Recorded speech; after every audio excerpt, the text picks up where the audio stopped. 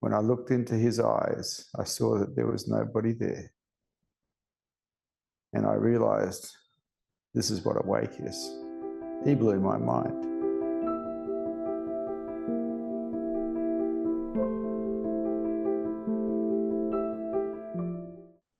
When you were called to be with Bhagavan Sri Rajneesh, was that the first encounter you had with him?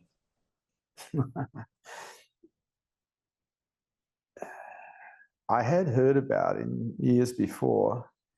A friend of mine who I'd been doing encounter groups with for the past 9 years had joined him in the late 70s. I think it might have been 78 or 79. And he played me a tape and I went, no. I just wasn't ready. I wasn't ready to hear him. I thought he was funny, but I didn't realize what he was. I didn't realize who he was. I just thought he was this Indian guy who was funny. And so I rejected him. So I did have contact, but the contact didn't take. It wasn't until I actually met him in 1985. It wasn't until I sat in front of him that I realized that there was really two types of people on this planet. Those who are asleep, which is the majority, and those who are awake. And he was awake. And there was an absence in him. I've always been able to sense people, feel them, and I could not feel him as a person. I could feel his presence as a Buddha, but that's not an identity. That's different. I sensed an absence in him.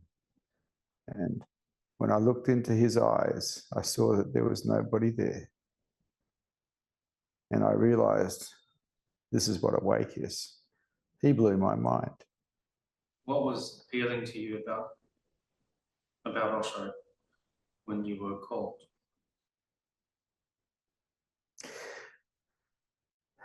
Curiosity, mostly. What the heck's going on? Why have I been called to this Indian guy? Why? What's going on? But I was curious. And being a businessman, I was used to jumping. I was used to making decisions and making it happen immediately. And so I did. It got me into a lot of trouble with my fiancée. She didn't like the idea one bit. And eventually my connection with Osho broke us up because she gave me a choice to stay with Osho or to stay with her and leave Osho. And that was the night I got kicked out of the house. I chose a spiritual life. I chose Osho.